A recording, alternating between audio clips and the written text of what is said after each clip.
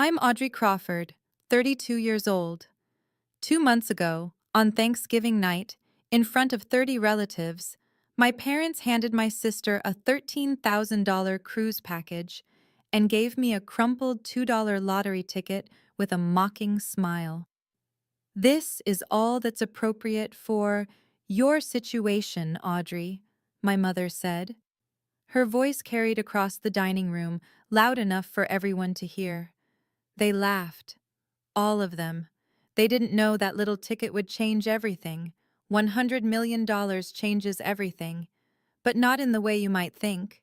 Before I tell you this story, if you find it compelling, please take a moment to like and subscribe, but only if you genuinely want to come along for this ride. And let me know where you're watching from, what time it is there. I always love knowing where my new friends are tuning in from around the world. Now, let me take you back 2 months ago, to Thanksgiving night. The night everything began to crumble. The Crawford family Thanksgiving was always a production. Not in the warm Hallmark movie sense, more like a stage where everyone performed their assigned roles. I pulled into my parents' driveway at exactly 5 o'clock, carrying a homemade autumn salad and a bouquet of dahlias I'd grown myself. The flowers were deep burgundy, perfect for the season. I'd spent 3 months nurturing them. My mother opened the door before I could knock. "Oh, Audrey." Her eyes flicked to the bouquet, then away. "Still playing with plants, I see." Behind her, I heard squealing. Vivian had arrived. Mom rushed past me, arms outstretched. "There's my girl! Oh, that dress is stunning. Is it new?" I stood in the doorway, holding my flowers, watching my mother embrace my sister like she hadn't seen her in years. It had been 2 weeks. Inside, the house buzzed with relatives, aunts, uncles, cousins I barely recognized. Dad sat in his leather recliner, deep in conversation with Marcus, my brother-in-law. He didn't get up when I entered. Just a nod, barely a glance. "Audrey, good, you're here," Dad said, not looking away from Marcus. "We need help setting the table." Of course, I was here to work. The living room formed a semicircle around Marcus as he described his latest real estate consulting deal. Everyone leaned in, captivated. I knew better. Marcus was slippery. But I had no proof, just instinct. Aunt Marlene caught my eye across the room. She gave me a small, sad smile. Later, as I arranged napkins alone in the dining room, my mother introduced me to a distant cousin. "This is Audrey, my younger daughter. She does gardening, I think? Something with plants?" "Landscape architecture, Mom. I design green spaces for corporate buildings." She waved her hand. "Same thing, dear." I kept folding napkins. Some battles aren't worth fighting. Not yet. I was refilling the water pitcher when I heard them. The kitchen door was slightly ajar, and voices drifted through. Mom, Dad, Vivian. They were speaking in that hushed, conspiratorial tone families use when they think no one's listening. "The cruise leaves December 15th, Mom was saying. 2 weeks in the Caribbean. The whole family, you, Marcus, the kids, your father and me, even Grandma Grace, if she's feeling well enough." My hand froze on the pitcher handle. "What about Audrey?" Vivian asked. Not concerned, just acknowledging my existence. Silence. Then Dad cleared his throat. "She's busy with work. Besides, a trip like this is expensive. We don't want to burden her." They hadn't asked if I was busy. They hadn't asked if I could afford it. They'd simply decided I wasn't worth including. I pushed the door open. "I'm not invited?" 3 faces turned. Mom's smile tightened. Dad suddenly became very interested in his coffee cup. "Sweetheart," Mom started, "this trip is to celebrate Marcus's promotion.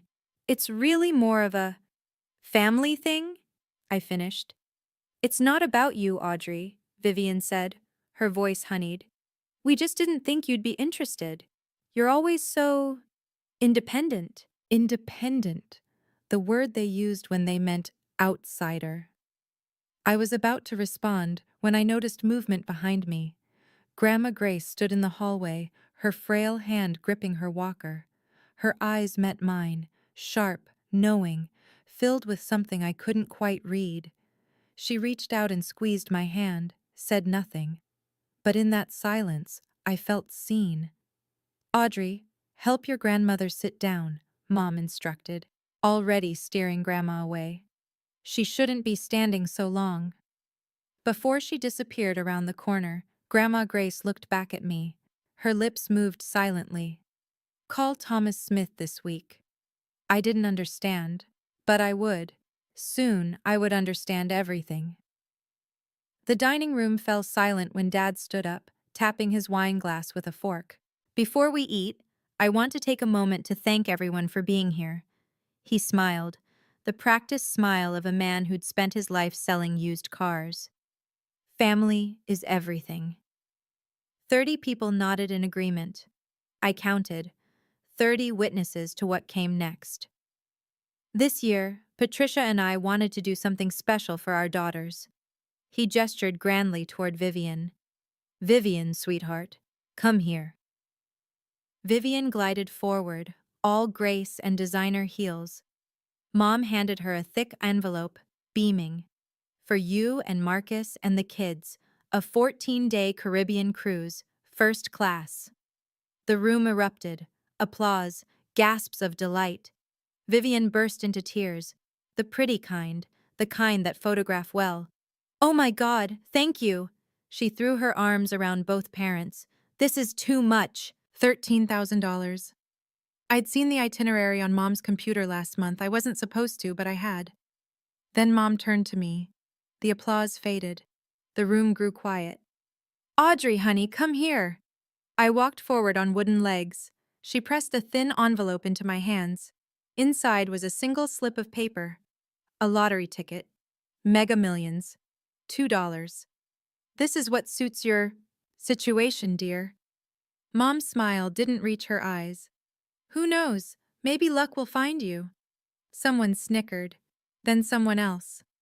Marcus leaned back in his chair, smirking. "Luck's a long shot when you don't have brains to back it up."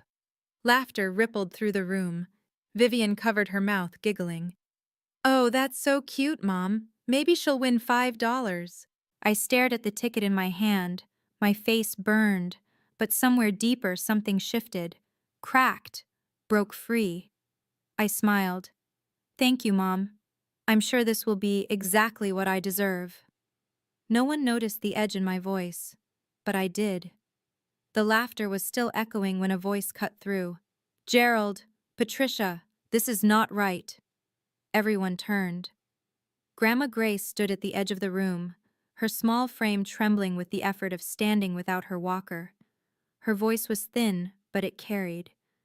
"You cannot treat Audrey this way. Not in front of everyone. Not ever." The silence that followed was different from before, heavier, uncomfortable. No one had expected the family matriarch to speak. Dad's jaw tightened. "Mother, please." "I am not finished." But Mom was already moving, her heels clicking against the hardwood. She wrapped an arm around Grandma Grace with practiced efficiency. "You're tired, Mom. Let me take you to lie down." "Patricia, I'm not." "The doctor said you need rest. Come on." I watched, helpless, as my mother guided my grandmother toward the guest room. Grandma Grace looked back at me over her shoulder. Our eyes met. She nodded. Once, deliberately. Then her gaze shifted, just slightly, toward her old leather handbag sitting on the armchair by the window, the one she always carried, the one no one was ever allowed to touch. The door closed behind them. The room exhaled. Conversations resumed. The moment passed like it had never happened. But I saw Aunt Marlene watching me from across the room. Her face was pale. She looked like she wanted to say something, then thought better of it. I excused myself to the bathroom, locked the door, stared at my reflection. The lottery ticket was still crumpled in my fist. $2. That's what they thought I was worth. But Grandma had said something. Thomas Smith. A lawyer. Why would my grandmother, who had no lawsuits, no legal troubles, want me to call a lawyer? I didn't know yet. But something told me I was about to find out. It was nearly midnight when I started cleaning up, alone, as usual. Most guests had left. Vivian and Marcus had retreated to the living room to plan their cruise wardrobe. My parents were seeing off the last relatives. I was gathering dishes from Dad's study when I saw them. Papers, scattered across his desk like he'd left in a hurry, bills with red overdue stamps, a letter from a collection agency, and beneath it all, a document that made my blood run cold. A loan agreement, signed by my father, co-signed by Marcus Pierce. $180,000. The interest rate was predatory, the kind you only see from people who operate in shadows. My hands were shaking as I flipped to the next page. It was worse. Collateral documents for Grandma Grace's house. The house where she'd lived for 50 years. The house where my mother grew up. The house that was supposed to be Grandma's until she passed. There was her signature, shaky, uneven, dated from 6 months ago. The same month she'd fallen and spent 2 weeks hospitalized, drugged up on pain medication. They'd made her sign when she wasn't herself. I pulled out my phone. My heart was pounding so hard I could hear it in my ears. I photographed everything, page after page. I didn't know what I would do with these pictures. I didn't have a plan. But I understood something now. The favoritism wasn't about love. It wasn't about Vivian being the golden child. I was the threat. I was the one who might ask questions, who might notice things that didn't add up. They needed me small, silent, invisible. That's why I got a $2 lottery ticket. I slipped out the back door, photos saved, mind racing. For the first time in my life, I wasn't going to stay quiet. 1 week after Thanksgiving, I called Aunt Marlene. She picked up on the second ring. Audrey? Aunt Marlene, I need to ask you something. What is it, honey? Is Dad in serious debt? Silence. Long. Heavy. You know something, don't you? I pressed. How did you find out? I saw papers, at the house, a loan agreement with Marcus. Audrey. Her voice dropped to a whisper. Don't talk about this on the phone. Why not? Because there are things you don't know yet. About Marcus. About your father. My grip tightened on the phone. What things? Not here. Not like this. Meet me Saturday. The coffee shop on Elm Street. 2 o'clock. Aunt Marlene, please. And Audrey? She hesitated. Don't trust anything Marcus tells you. He's not who he pretends to be. The line went dead. I sat in my apartment staring at the lottery ticket on my kitchen counter. I'd forgotten about it since Thanksgiving. It had been sitting there, crumpled and ignored, like me. Maybe it was time to check the numbers. I pulled up the Mega Millions app, entered the numbers, watched the little loading wheel spin. The first number matched. My heart skipped. The second number matched. I stopped breathing. Third, fourth, fifth, all 6. I refreshed the app. Same result. I went to the official website. Same numbers. Same result. $100 million. I didn't scream. I didn't cry. I just sat there, perfectly still, for what felt like hours. Then I did the first thing that came to mind. I Googled, lottery winner, what to do first. And then I remembered Grandma Grace's words. Thomas Smith. It was time to make that call. I didn't tell anyone. Not a single soul. For 3 days, I walked through my life like a ghost wearing human skin. I went to work, answered emails, smiled at clients, all while carrying a secret worth 9 figures in my pocket. Every time my phone buzzed with a message from Mom or Vivian, I felt nothing. The number in my bank account, once it cleared, would be larger than anything they could imagine. But that wasn't what consumed me. It was the power. Not over them, over myself. For 32 years, I'd been the invisible one, the afterthought, the gardener. Now I had options they couldn't take away. I didn't call my parents, I didn't call Vivian, I didn't post on social media or buy a sports car or do any of the things lottery winners are supposed to do. Instead, I called Thomas Smith. Miss Crawford? His voice was warm but professional. Your grandmother said you might reach out. She told me to call you. I don't know why. Perhaps you should come to my office. There are some matters we need to discuss. About the lottery? A pause. You've won something? $100 million. Another pause, longer this time. Then we definitely need to talk. But Ms. Crawford, the matters your grandmother wanted me to discuss with you existed before any lottery. They're about her estate and her house. My stomach dropped. What about her house? It's better if I show you in person. Can you come tomorrow? Yes. And Ms. Crawford? Don't mention this call to anyone in your family. Not yet. I hung up, stared at my reflection in the dark phone screen. The lottery ticket had given me money, but Thomas Smith was about to give me something far more valuable. The truth. Thomas Smith's office smelled like old books and expensive leather. He was older than I'd expected, early 60s with silver hair and kind eyes behind wire-rimmed glasses, the kind of lawyer who still believed in doing things right. Please, sit. He gestured to a chair across from his mahogany desk. I sat. What did my grandmother want you to tell me? He slid a folder across the desk. 10 years ago, your grandmother established a trust fund. In your name. A trust fund? $500,000. The room tilted. What? I never knew. She wanted it that way. She was afraid. Afraid of what? Thomas's expression softened. Afraid your mother would find a way to take it from you. I opened the folder with trembling hands. Legal documents, bank statements, all of it real. There's more, he said gently. The house, your grandmother's house. I saw the papers. My father cashed it in. He nodded. The deed was signed 6 months ago, the day after your grandmother was hospitalized. She was on heavy pain medication, barely coherent. I felt sick. That's fraud. Potentially. The signature is shaky. The timeline is suspicious. But proving coercion is difficult without witnesses. She didn't know what she was signing? I don't believe she did.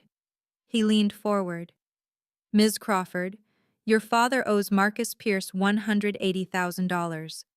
The house was collateral. If he defaults, Marcus gets the property. The pieces clicked into place. The favoritism, the exclusion, the $2 lottery ticket. I was never meant to find out. What can I do? What can? With your resources now, you have options. We can challenge the deed. We can pay off the debt and remove the lien. We can protect your grandmother. I looked at the trust fund documents. $500,000 from Grandma Grace. $100 million from a crumpled lottery ticket. Let's protect her. Okay, let me pause here for just a moment. I know what you're thinking. Audrey, what are you going to do? Are you going to get revenge? But this isn't a revenge story. This is a story about truth. If you want to find out what happens next, let me know in the comments. Have you ever been treated unfairly by your own family? Hit that like button if you're on my side. Now, let me tell you what Aunt Marlene revealed. The coffee shop was nearly empty when Aunt Marlene arrived. She looked different than at Thanksgiving, older somehow, tired. She slid into the booth across from me, clutching her purse like a lifeline. Thank you for meeting me, I said. I should have said something years ago. Her voice was barely above a whisper. But Patricia, you know how she is. Tell me about Marcus. Marlene's hands trembled as she reached for her coffee.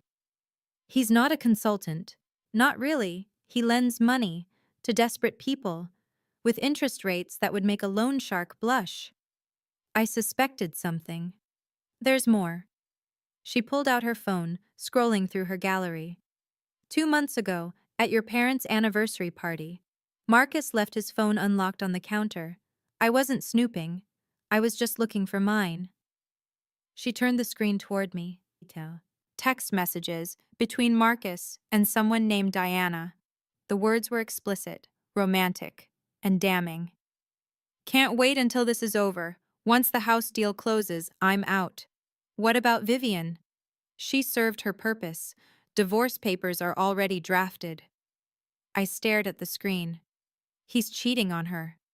For 8 months, Diana is his assistant. Marlene's eyes welled up. I wanted to tell Vivian, but I was scared. Marcus, he's not someone you cross. Does Vivian know? I don't think so. She's so wrapped up in being the perfect wife, the perfect daughter. She doesn't see what's right in front of her. I sat back, processing. My sister wasn't my enemy. She was another victim. She just didn't know it yet. Thank you, Aunt Marlene. I reached across the table and squeezed her hand. You did the right thing. She wiped her eyes. I'm sorry I waited so long, Audrey. I'm so sorry. It's not too late, not yet. The nursing home smelled like antiseptic and fading flowers. Grandma Grace's room was small but sunny, with windows overlooking a garden that desperately needed professional help. My professional help. She looked smaller than I remembered, frailer. But when I walked in, her eyes lit up with the same sharpness I'd always known. Audrey. She reached for my hand. You came. Of course I came. I pulled a chair close to her bed. Grandma, I talked to Thomas Smith. Her grip tightened. Good. He's a good man. Why didn't you tell me? About the trust? Because your mother would have found a way to take it. Her voice was firm despite its weakness. You were the only one who never asked me for anything, never expected anything. That's how I knew you were the one who deserved it. Tears burned my eyes. Grandma. And the house, she continued. They made me sign papers. I don't remember it clearly. Everything was foggy. I was in pain. I know. Thomas explained. We're going to fix it. She studied my face. There's something else. Something you're not telling me. I hesitated. Then I told her about the lottery. The $100 million. The ticket her own daughter had given me as a joke. Grandma Grace laughed. Actually laughed. A sound like rustling paper. Karma, she whispered. I always believed in karma. I'm going to buy back your house, I said. I'm going to make sure you can live there again, whatever it takes. Her hand found my cheek. I don't need you to take revenge on anyone, Audrey. I just need you to be free, to protect what matters. I will. Promise me something. Anything. Don't become like them. Don't let the money change who you are. I kissed her forehead. I promise. Some promises are easy to make. This one I intended to keep. 2 weeks after Thanksgiving. The Crawford family gathered again, this time for a bon voyage dinner before the big cruise. I was invited, not as a guest, as help. Audrey, can you arrange the centerpieces? You're good with plants. Audrey, the caterer needs direction. Handle that? Audrey, make sure Grandma Grace's nurse knows we'll be gone for 2 weeks. I did it all with a smile. Played my part. The quiet, dutiful daughter they expected. No one knew about the lawyers working overtime on my behalf. No one knew about the LLC I'd formed to claim my winnings anonymously. No one knew that in 3 weeks, I'd be worth more than everyone in this room combined.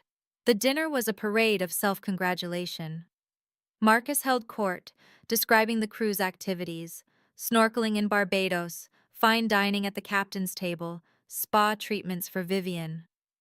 Too bad you couldn't join us, Audrey, Vivian said, not sounding sorry at all. But someone needs to water Mom's orchids. I don't mind, I smiled. I hope you all have an amazing time. Dad clapped Marcus on the shoulder. This guy, best thing that ever happened to this family. Marcus caught my eye.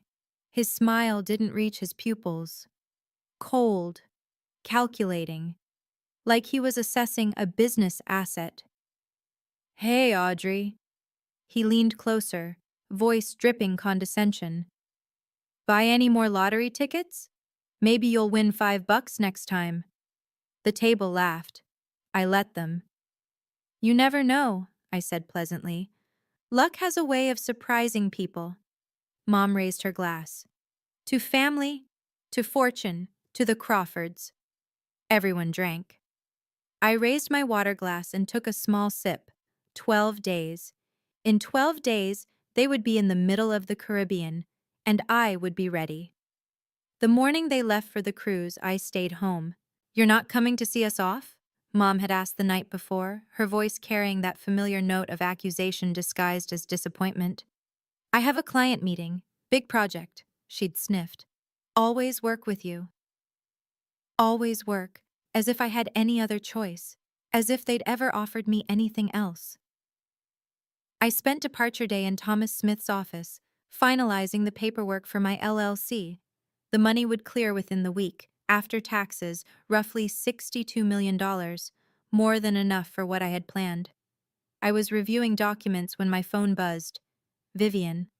"Audrey, something's wrong with Dad's credit card. It got declined at the port. Can you transfer $500? I'll pay you back." I stared at the message. The irony was almost too perfect. The first time in my entire life that Vivian had asked me for money. I knew why the card was declined. The debt was catching up. Marcus wasn't covering it like he'd promised. The house of cards was starting to wobble. I typed back, "I don't have $500 to spare right now. Ask Marcus. He's the financial consultant." 3 dots appeared. Disappeared. Appeared again. Never mind, we figured it out. I didn't ask how. I didn't care. What mattered was that they were on that ship now. All of them. Mom, Dad, Vivian, Marcus. Trapped in the middle of the ocean for the next 2 weeks. I turned back to Thomas. "How soon can we file the challenge on the house deed?" "Monday, once you're ready to make your move." I looked out his window at the city below. Somewhere out there, a cruise ship was sailing toward the Caribbean, and I was preparing my own kind of voyage. Day 3 of the cruise. I posted a single Instagram story. Just me, standing in front of Grandma Grace's house. The house that was supposedly no longer hers. The caption was simple: "Home renovation project starting soon." I knew Dad would see it. He checked social media obsessively. It was his only way of knowing what his daughters were really up to. The same day, the local news ran a story. Mega Millions jackpot claimed. Winner remains anonymous. The ticket had been purchased at a convenience store 3 miles from the Crawford family home. I didn't plant that detail. The universe just has a sense of humor sometimes. Aunt Marlene, bless her heart, mentioned it in the family group chat. "Did anyone hear about the lottery winner? Someone from our area won $100 million. They bought the ticket at that little Quick Mart on Henderson Avenue. The one where Mom had bought my $2 ticket." The chat exploded. Cousins speculating. Uncle Barry making jokes about retirement. Then, a private message from Mom. "Audrey, that lottery ticket I gave you for Thanksgiving, you still have it, right?" I waited an hour before responding. Let her sweat. "Yes, Mom. I still have it. Why?" "Just curious. No reason." That emoji. She never used emojis unless she was nervous. An hour later, my phone started buzzing. One call, then another, then another. Mom, Dad, Vivian, Marcus. I let them all go to voicemail. By evening, I had 43 missed calls. By midnight, 79. The messages ranged from casual, "Hey, sweetie, just checking in," to frantic, "Audrey, please call us back, this is urgent." I turned my phone face down on the nightstand. Tomorrow I would call them, but on my terms, and with an audience. 79 missed calls. I counted them twice to make sure. The voicemails were a masterclass in emotional manipulation. "Mom, attempt 1. Audrey, honey, it's Mom. Just wanted to hear your voice. Call me when you get a chance." Mom, attempt 7. "Audrey, this is important. Please call back." Mom, attempt 15. "I don't know why you're ignoring us. This isn't like you." Dad, attempt 3. "Audrey, it's your father. We need to talk. Family business." Vivian, attempt 5. "Audrey, seriously, what's going on? Mom is freaking out." And then Marcus, his voice smooth as ever. "Audrey, I think we should discuss some investment opportunities. Family helping family, you know. Give me a call." I sat in my new apartment, a rental I'd secured the week before. Nothing fancy, just mine, and listened to every single message. Let their desperation wash over me like waves. They weren't worried about me. They were worried about the money. I texted Thomas Smith, "Is everything in place?" His reply, "Ready when you are." I opened the family group chat and typed a single message. "I'll video call tonight at 8 p.m. EST. Everyone needs to be present. There's something important I need to share." Within seconds, confirmations flooded in. Mom, "Of course, sweetie, we'll all be there." Dad, "Looking forward to it, kiddo." Vivian, "Can't wait." Marcus sent a thumbs up emoji. They thought they'd won. They thought I was going to announce my lottery winnings and then, what? Hand them a check? Ask for their guidance? They had no idea what was coming. I spent the rest of the afternoon preparing, organizing documents, rehearsing what I would say. This wasn't revenge. This was truth. And the truth, as they say, shall set you free.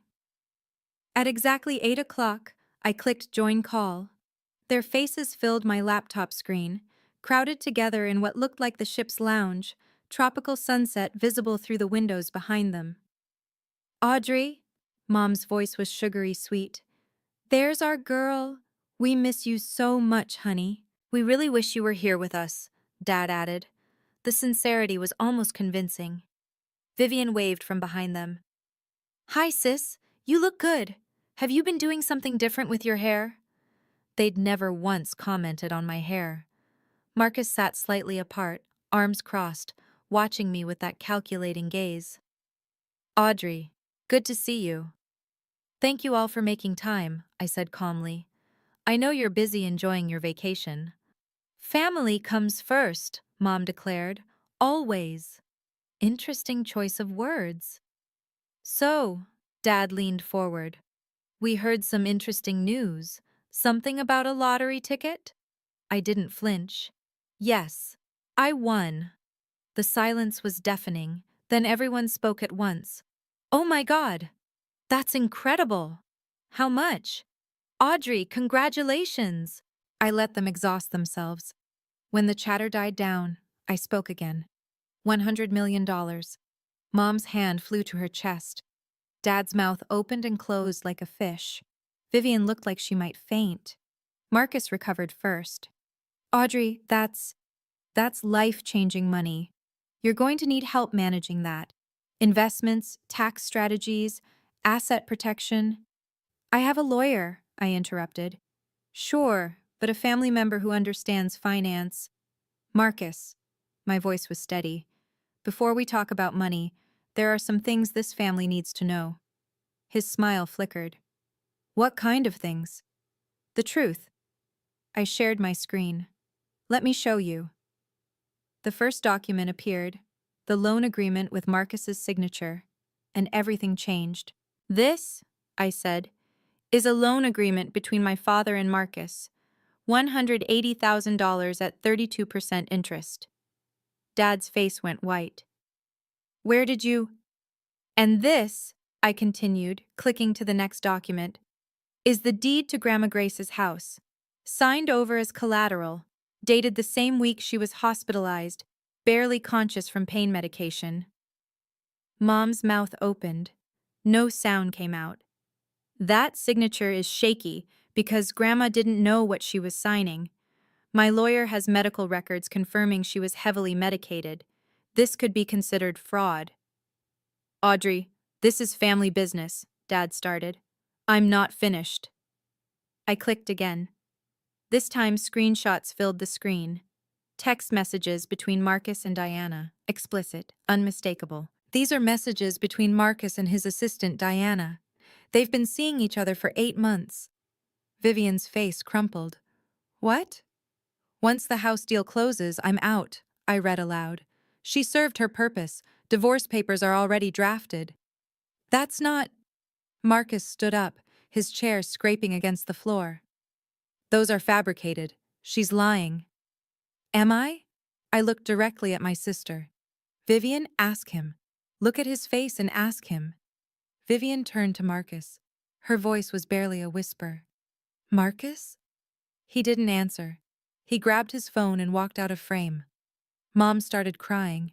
Dad just sat there, stunned. "Here's what's going to happen," I said quietly. "I'm using my money to pay off the loan and clear the lien on Grandma's house. The deed will be transferred back to her, legally protected. None of you will have any claim to it." "Audrey," Dad pleaded, "we're family. Family doesn't steal from 90-year-old women." I kept my voice level. "And I'm not done." "Okay. I know a lot of you are screaming, 'Yes,' at your screens right now. But hold on. The story isn't over yet. If you've ever dreamed of saying the things I just said to your own family, smash that like button. And if you want to know what happened to Marcus next, oh, karma wasn't finished with him, keep watching. Because what happened after that call? Even I didn't see it coming. I ended the call before anyone could respond. The last thing I saw was chaos. Vivian crying, Mom shouting something I couldn't hear, Dad sitting motionless with his head in his hands. Marcus was nowhere to be seen. My apartment was silent. Just me and the fading sunset through the window. I'd imagined this moment for weeks. I thought I'd feel triumph, victory, vindication. Instead, I felt hollow, tired, like I'd just run a marathon I hadn't trained for. My phone exploded within seconds. Calls, texts, voicemails. I turned it to silent and set it face down. Then a knock at my door. I tensed. No one knew I'd moved. Through the peephole, I saw Aunt Marlene. She looked as exhausted as I felt. "How did you find me?" "Thomas Smith gave me the address. I hope you don't mind." I let her in. She took one look at my face and pulled me into a hug. "You did good, honey. You did what none of us had the courage to do." "Did I?" My voice cracked. "I just destroyed my entire family on a video call." "No." She pulled back, holding my shoulders. "They destroyed themselves years ago. You just turned on the lights." My phone buzzed. A text from Vivian. "I didn't know about Marcus. I swear I didn't know. I'm so sorry about everything. I need time to think, but I'm sorry." I read it twice, 3 times. "What do you think?" Marlene asked. "I don't know." I set the phone down. "I don't know if she's sincere. I don't know if anything will change." "You don't have to decide tonight." She was right.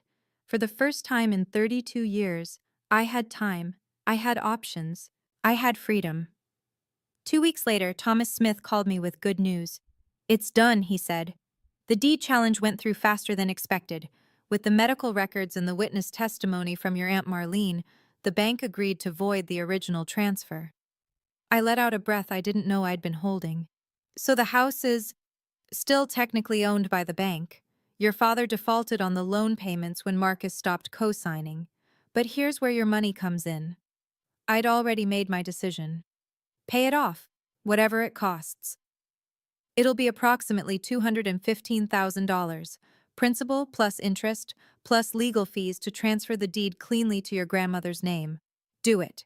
The money was nothing, a rounding error compared to what I had now. But what it represented, that was everything. "There's one more thing," Thomas said carefully. "I've drafted a protection clause. Once the house is in your grandmother's name, no member of the Crawford family, that includes your parents, can claim any rights to the property. Not during her lifetime and not after. And after she passes? It goes to you, per her original wishes, before any of this happened." I thought about that crumpled lottery ticket, the mocking smile on my mother's face. $2 to get rid of the inconvenient daughter. "One more clause," I said. "I want it in writing that my grandmother can live there for the rest of her life, with full-time care if needed, completely paid for." "Already included." I smiled for the first time in weeks. "Thomas, thank you." "Thank your grandmother," he said. "She chose you for a reason." I hung up and immediately called the nursing home. "I'm coming to pick up Grace Mitchell. It's time to take her home." Marcus tried to control the narrative. Of course he did. "The screenshots were photoshopped," he told anyone who would listen. "Audrey is mentally unstable. She's jealous of Vivian's success. She's trying to tear this family apart." It might have worked once, before social media, before Diana. Diana was apparently not pleased about being abandoned mid-scandal. 3 days after the video call, she went nuclear. Instagram, Facebook, Twitter, every platform. Photos of them together, restaurant receipts, hotel bookings, intimate messages that made the ones I'd shared look tame, and her own video statement, mascara streaked and furious. Marcus Pierce is a liar and a fraud, she declared to her 300 followers, a number that multiplied by thousands within hours. He told me he loved me. He told me he was leaving his wife, and now he's trying to pretend I don't exist. Vivian filed for divorce before the cruise ship docked. But Diana wasn't the only one with grievances. Within a week, two of Marcus's business associates came forward to the state attorney general's office with complaints about predatory lending practices. The interest rates he'd been charging weren't just unethical, they were illegal in 3 states. I didn't lift a finger. I didn't have to. The dominoes fell on their own. Dad declared bankruptcy the following month. The car repair shop he'd owned for 30 years? Gone. Liquidated to pay debts that had been accumulating long before I found those papers. I felt nothing, not satisfaction, not pity, just a strange, peaceful emptiness. Karma, Grandma Grace said when I told her, sitting in her own living room for the first time in a year. I told you I believed in karma. She squeezed my hand. I squeezed back. Some things don't need words. My mother called me 3 weeks after the video call. I almost didn't answer, but something made me press the green button. Audrey. Her voice was hoarse, like she'd been crying for days. Audrey, you've ruined us. No hello, no how are you, straight to the accusation. I didn't ruin anything, Mom. I told the truth. The truth? She laughed bitterly. Everyone knows now. Everyone. The neighbors. The church. My book club. I've been going to that book club for 18 years, and now they won't even return my calls. I'm sorry that's happening. Are you? Are you really? Her voice cracked. You had everything. $100 million. You could have helped us. You could have saved your father's business. You could have... I could have covered up fraud? I kept my voice steady. I could have pretended Marcus wasn't a cheating predator. I could have let you keep Grandma's house. We're your family. So is Grandma. Silence. Mom, I said quietly, I'm not blocking your number. If you ever want to have a real conversation, one where you acknowledge what you did, not just what you lost, I'll be here. But I won't listen to you blame me for consequences you created. You're so cold. When did you become so cold? I learned from the best. She hung up. It was the last time we spoke for 6 months. Dad never called at all. I heard through Aunt Marlene that they'd moved into a small apartment across town. He was working as a mechanic for someone else's shop now. Mom had taken a job at a grocery store. I didn't gloat. I didn't feel vindicated. I just kept living my life. Because that was always the point. Not to punish them, but to finally live free. The letter arrived 3 months after the cruise.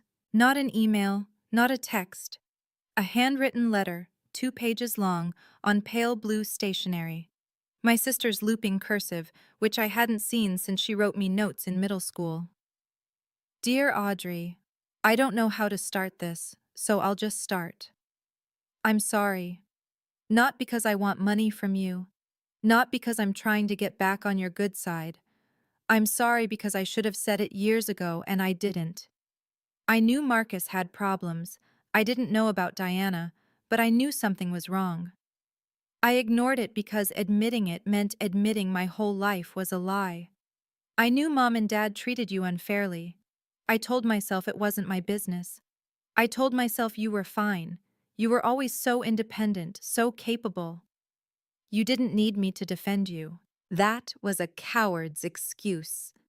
You were my little sister. I should have defended you anyway. The divorce is finalized. I'm starting over. I don't know what that looks like yet, but I know it has to be different. You don't have to forgive me. You don't owe me anything. I just wanted you to know. I see you now. I see what I missed for 30 years. I'm so sorry. Love, Vivian. I read the letter 3 times. Then I folded it carefully and put it in my desk drawer. I didn't write back, not yet. But for the first time, I felt something shift. A door that had been locked for years creaking open, just slightly. We met for coffee the following month. It was awkward, stilted. Neither of us knew how to be sisters anymore. But we were trying, and that was a start. Grandma Grace came home in April. I was there when the nursing home transport van pulled into her driveway. The same driveway where I'd skinned my knee learning to ride a bike. The same driveway where she'd stood waving goodbye after every visit, shrinking in the rearview mirror until she disappeared. She was smaller now, frailer. But when the attendant wheeled her up the ramp I'd installed, her eyes found the garden, overgrown, neglected but still there, and she smiled. "It needs work," she said. "I'm going to fix it," I promised. "That's my specialty, remember?" I'd spent the previous month preparing the house. New accessibility features, a hospital bed in the master bedroom, round-the-clock nursing care on standby. The best of everything money could buy, because for once, I had money to spare. We sat in the sunroom that afternoon, watching goldfinches at the feeder I'd installed. "You did all this?" she asked, gesturing at the renovations. "It's your house. It should be comfortable." She was quiet for a long moment. Then, "Your mother called me last week." I tensed. "What did she say?" "She wanted me to talk to you, to convince you to come back to the family." "What did you tell her?" Grandma Grace turned to look at me directly. Her eyes, despite her age, were sharp as ever. "I told her that you never left. That family isn't about showing up for Sunday dinners. It's about showing up when it matters." She reached for my hand. "You showed up, Audrey. When everyone else saw what they could take from me, you saw what you could give." I blinked back tears. "I just did what was right. That's the hardest thing to do. And you did it anyway." We sat together until the sun went down. No more words needed.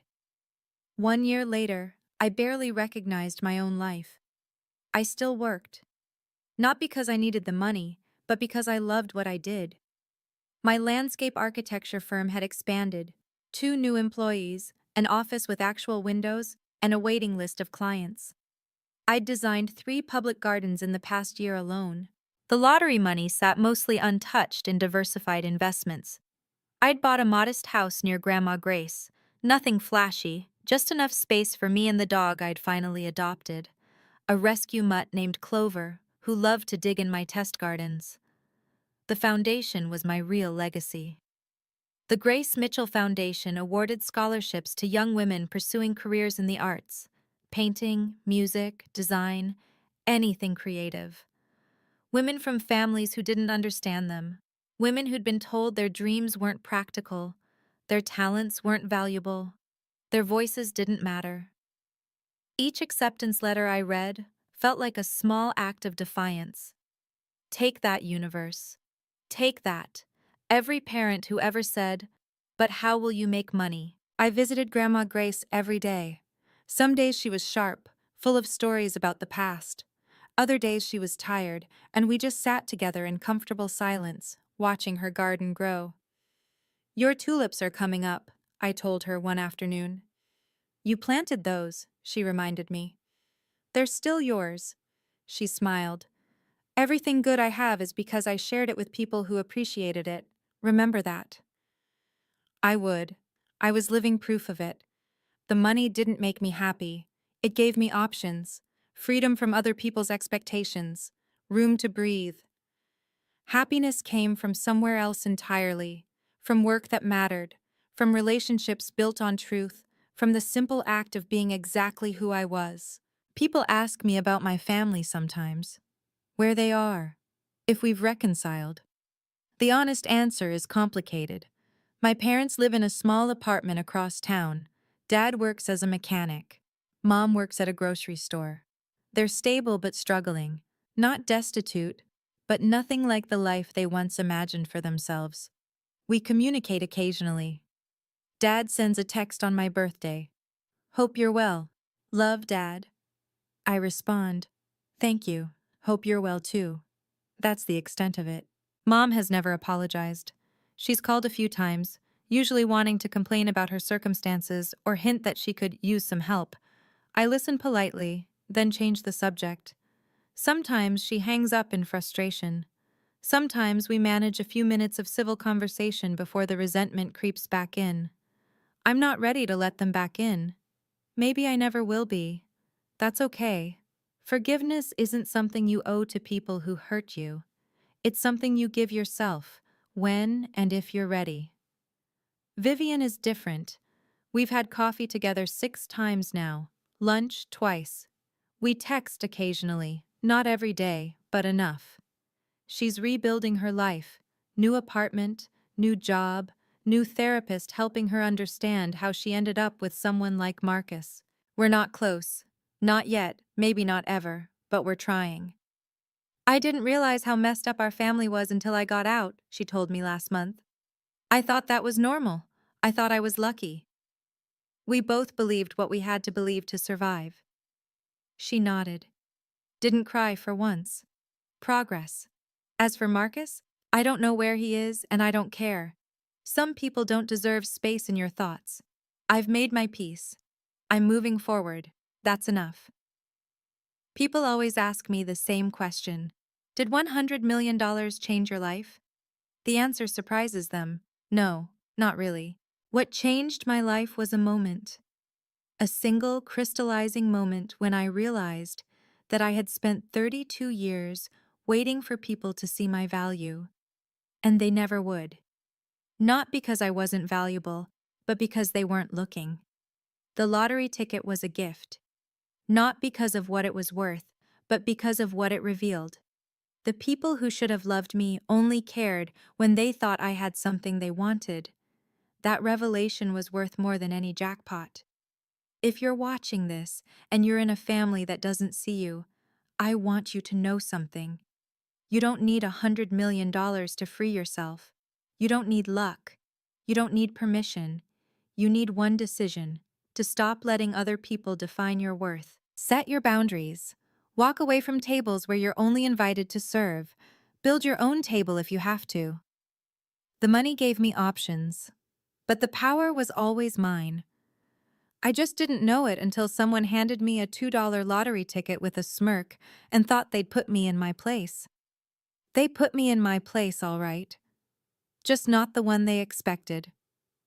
I'm Audrey Crawford, 33 years old, landscape architect, dog mom, granddaughter, philanthropist, and most importantly, I'm a woman who finally chose herself. That's the real jackpot. Thanks for listening to my story. If you've been through something similar, drop your story in the comments. I read every single one. Like and subscribe if this resonated with you. And check the description for more stories like this one. Until next time, know your worth, and don't let anyone hand you less. Thank you so much for staying with me until the end of this journey. If you've ever felt invisible in your own family, I see you. Drop your story in the comments. I read every single one, and I want to hear from you. If this video touched you, please like and subscribe to support the channel, and check the description for the next story. It's waiting for you. Until next time, remember, you are worth more than anyone else's opinion. See you soon.